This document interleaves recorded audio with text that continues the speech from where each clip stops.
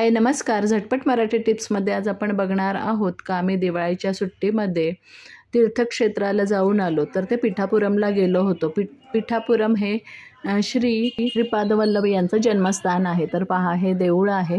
तर त्याच्यातच मी आता जात आहे. तर खूप सुंदर देऊळ आहे आणि अगदी छोटंसं खेडेगाव आहे, तिथेच आहे हे.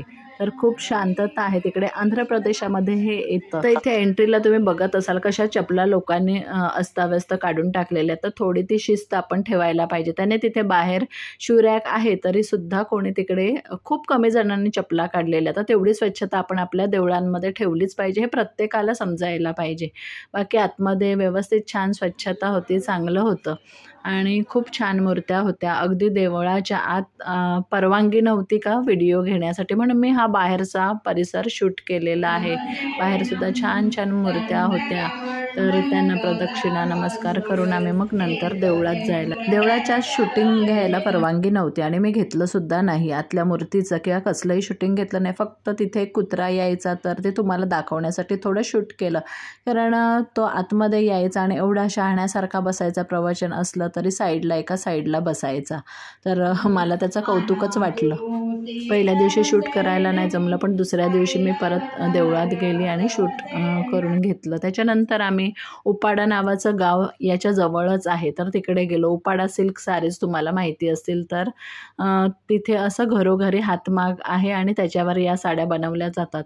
या उपाडा गावात प्रत्येक घरी हातमाग होता आणि प्रत्येकजण आपला स्वतःचा बिझनेस करतो तिथे. तर खूप प्रकारच्या वेगवेगळ्या प्रकारच्या साड्या कशा बनवतात त्या पण बघायला मला मिळालं. शिवाय इथे त्यांची पुढे शॉपसुद्धा त्या लोकांनी ठेवलेली आहेत. तर त्या शॉपमध्ये आम्ही एका शॉपमध्ये गेलो तर तिथे भरपूर साड्या आम्ही पाहिल्या.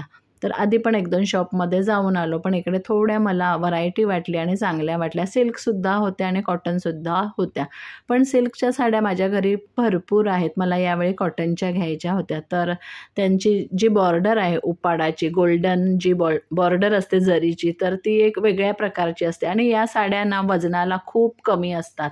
ही त्यांची खासियत आहे.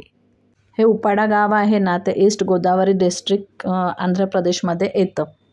आणि जे हातमागावर साडी बनते ते जमदानी विविंग स्टाईलने बनते. ही एक खासियत आहे त्याची आणि ती खूप वेगळी आहे. आता इथे मी कॉटनच्या साड्या बघत आहेत, कारण मला कॉटनमध्ये साड्या घ्यायच्या होत्या आणि 2-3 साड्या मला दुसऱ्यांना द्यायच्या पण होत्या. तर अशी मी 5-6 साड्यांची इथे खरेदी केलेली आहे. तर खूप प्रकारच्या साड्या मी आता तुम्हाला दाखवते सुद्धा आहे. तुम्हाला पण आवडतील आणि तुम्ही जर इथे पिठापुरमला गेलात तर नक्की या गावाला भेट द्या. तुम्हाला हातमाग कसं आहे ते पण बघता येईल. साड्या कशा विविंग करतात ते सुद्धा बघता येईल आणि खूप छान आहे.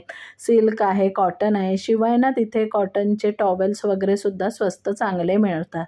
तर टॉवेल्स पण आम्ही काही घेतले तिथे. तर या पहा, या बऱ्याचशा साड्या आम्ही बघितल्या उघडून.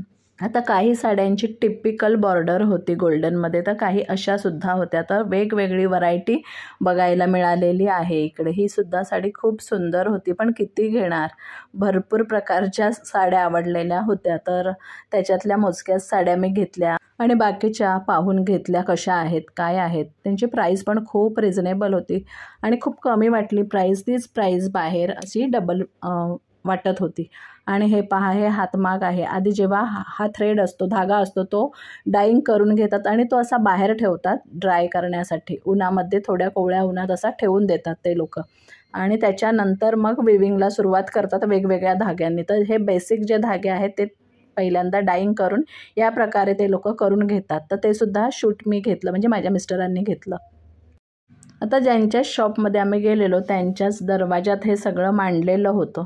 तर त्यांच्या शॉपमध्ये आम्ही खरेदी केली, साड्या घेतल्या आणि परत त्यांनी आम्हाला त्यांच्या घराचा जो हातमाग होतं तर तिथे बघायला बोलवलेलं होतं. तर मी सगळ्या साड्या घेतल्या, बाहेर निघाले आणि मग परत ते जे दुकानदार होते त्यांच्या घरी, म्हणजे मागच्या साईडला मी जायला निघाली. तर आता ते पुढे दाखवते मी आहे. विविंग करणं खूप सोपं नाही आहे. तर पहा किती कामगार लागलेले आहेत. त्याच्यामुळे या ज्या उपाडा सिल्क साड्या असतात तर त्या महाग असतात. कुठल्याही ज्या विविंगच्या किंवा हातमागावरच्या साड्या असतात त्या महागच असतात. या कारणासाठी काही एक साडी बनवायला खूप दिवस लागतात. त्याने 1 महिन्याच्या वर टाईम मला सांगितला एक साडी बनवायला. आता आपण म्हणतो का हँड वेविंगच्या साड्या महाग असतात, पण साहजिकच आहे, तेवढी मॅनपॉवर लागते, तेवढा टाईम जातो, त्यामुळे ते लोक तेवढी किंमत घेतात हँड वेविंग साड्यांची किंवा हातमागाच्या साड्यांची जी असते. आपली पैठणी म्हणा, पैठणी पण किती महाग असते, त्याच टाईप या उपाडा सिल्क साड्यासुद्धा असतात. तर या बॉर्डरसाठी फार अशा प्रसिद्ध आहेत. गोल्डन बॉर्डर असते टिपिकल त्यांची. तर पहा असे वेगवेगळे धागे आहेत, ते त्याच्यात गुंफून ते व्यवस्थित करतात. तर हे हातमाग आहे. तर ज्यांच्या शॉपमध्ये मी गेलेले तर त्यांच्याच घरचे हे लोक आहेत. तर घरोघरी ही कामं त्यांची सुरू असतात, त्यांचा हा बिझनेसच आहे. 2 दिवसानंतर आम्ही घरी आलो. त्याच्यानंतर आता आम्ही कोणकोणत्या साड्या घेतलेल्या आहेत त्या बघूया. टोटल मी 6 साड्या घेतल्या, तर त्याच्यातल्या मला 3 ते 4 द्यायच्या आहेत आणि मी 2च ठेवणार आहे त्याच्यातल्या. तर पहिली साडी मी तुम्हाला दाखवते आता. तर ही आहे फॅब्रिक पेंटिंग केलेली कॉटन साडी आहे. तर त्याच्यावर मोर काढला गेलेला आहे. तर खूप छान आहे आणि याच साड्या त्या पिठापुरमला आम्ही पाहिल्या तर ते सिंथेटिक होत्या आणि मी उपाडाला घेतल्या ह्या प्युअर कॉटनच्या होत्या. तर बॉर्डर पहा किती सुंदर आहे. तर ही टिपिकल उपाडा बॉर्डर आहे. तर कॉटनमध्ये सिल्कमध्ये हीच बॉर्डर असते. तर ही मोरपिसांची मला आणि मोराची खूप आवडली. तर दुसरी पण याच्यात मी ग्रीन कलरची घेतली, ती मी माझ्या बहिणीसाठी घेतली, ती तिला मी देऊन टाकली. त्याच्यानंतर ही पहा, ही टिपिकल अशी ऑफ व्हाईट असते, पण याच्यात गोल्डन कलर असतो, पण मी याच्यात आता त्या लोकांनी सिल्वर कलर काढलेला आहे. तर सिल्वर जरीचं मी साडी माझ्यासाठी घेतली, कारण ऑलरेडी माझ्याकडे गोल्डनची आहे, पण ती वेगळी आहे, थोडी स्टाईल उपाडा नाही आहे. पण इथे मी सिल्वर बॉर्डरची घेतली का, कारण गोल्डनची होती म्हणून. तर सिल्वरची पण खूप छान दिसते. आता एवढं या व्हिडिओमध्ये नाही छान वाटत आहे, पण नेसल्यावर नक्कीच सुंदर दिसेल.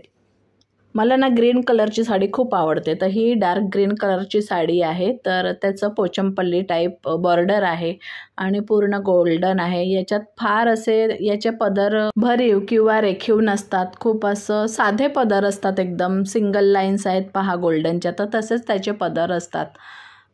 तर ही साडी मला खूप आवडली. अगदी खूप साधी आणि प्युअर कॉटनची आहे.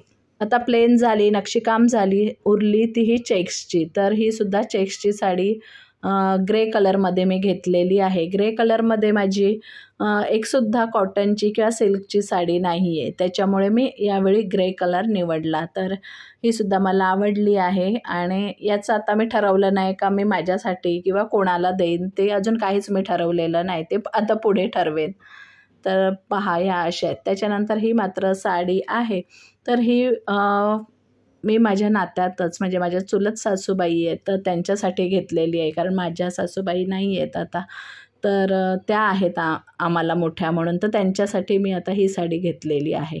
तर अशा प्रकारे खूप साड्या मी घेतलेल्या आहेत, म्हणजे 5 ते 6 साड्या घेतलेल्या आहेत आणि त्या सर्व तुम्हाला दाखवलेल्या आहेत. याच्यातलं तुम्हाला कोणत्या साड्या आवडल्यात मला नक्की सांगा आणि माझ्यासाठी कोणत्या चांगल्या दिसतील ते सुद्धा तुम्ही सांगायचं आहे. तर आजचा व्हिडिओ कसा वाटला? व्हिडिओ आवडला तर लाईक, शेअर, कमेंट करा आणि चॅनल नक्की सबस्क्राईब करा.